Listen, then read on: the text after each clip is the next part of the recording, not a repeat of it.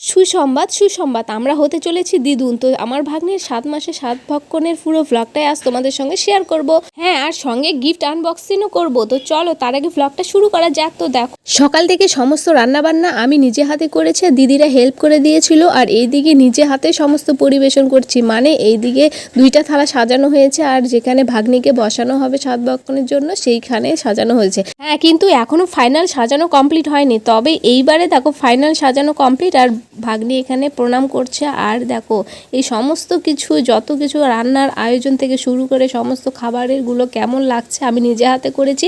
আর এদিকে এখন বসে গেছে ভাগ্নি পুজো করতে। আর আমাদের নিয়ম যেগুলো আছে আর কি হিন্দু শাস্ত্রে, সেগুলো তো করতেই হবে। সবার আগে ঘট পুজো করতে হয়। আর এইদিকে দেখো তারপরে মায়ের কোলে বসে গেছে আমার ভাগ্নি, মানে দিদি কোলে নিয়েছে। আর সবার আগে পায়েস খাইয়ে কিন্তু ভাগ্নিকে 7 ভক্ষণের প্রথম পর্বটা শুরু করলো। আর এরপর দিদি সব নিজে হাতে ভাগ্নিকে খাইয়ে দিল। মানে তারপরে জামাইকে আমরা খেতে দিয়েছি ঘরে, কারণ আমাদের নিয়ম যে জামাইকে নাকি দেখতে হয় না 7 ভক্ষণের খাবারগুলো খাওয়া, তার জন্য। আর এইদিকে দেখো আমার ভাগ্নির শাশুড়ি মাও ভাগ্নিকে খাইয়ে দিল। তারপরে যত আত্মীয় স্বজনরা আছে সবাই ভাগ্নিকে খাইয়ে আশীর্বাদ দিয়ে দিল। আর হ্যাঁ, এই সব কিছু সাজানোটা কেমন হয়েছে অবশ্যই কমেন্টে জানাবে। তো এরপর আমার কাকিমণি, আমার মা সবাই মিলে ভাগ্নিকে খাইয়ে যেটা গিফট নিয়ে এসেছিলো সেটা দিয়ে দিল। আর এইদিকে দেখো আমরা প্রচুর এক্সাইটেড, কারণ আমরা হতে চলেছি দিদুন ফার্স্ট টাইম।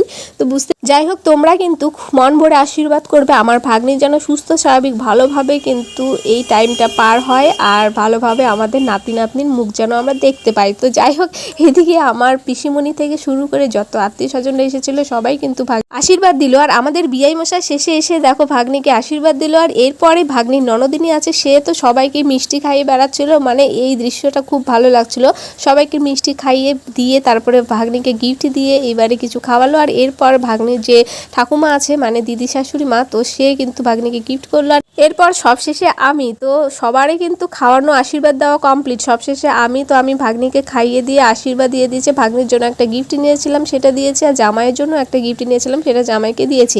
এরপর আমরা সবাই মিলে একটু ফটো টটো তুলেছিলাম। তো ভাগ্নি শ্বশুরমশাই থেকে শাশুড়ি মা সবার এই ফ্যামিলি ফটো চলছিল। আর তারপরে দেখো এদিকে কিন্তু জামাই সব শেষে এসে ভাগ্নিকে আশীর্বাদ করলো। আর এদিকে খাওয়ার পর্ব চলছে সবাই মিলে।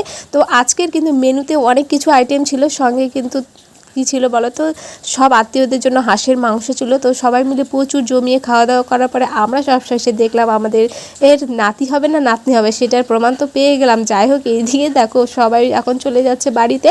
আমি কালকে এসেছি, আজকেও আছি। তো যাই হোক, এরপরে কিন্তু আমরা সবাই মিলে গিফট দেখতে বসে গেছি, কে কী গিফট দিল। আর অনেকগুলো গিফট পেয়েছে ভাগ্নে। আর আজকের ভিডিওটা কেমন লাগলো অবশ্যই কমেন্টে জানাবে। ভালো লাগলে অবশ্যই লাইক কমেন্ট শেয়ার, চ্যানেলটি সাবস্ক্রাইব করবে।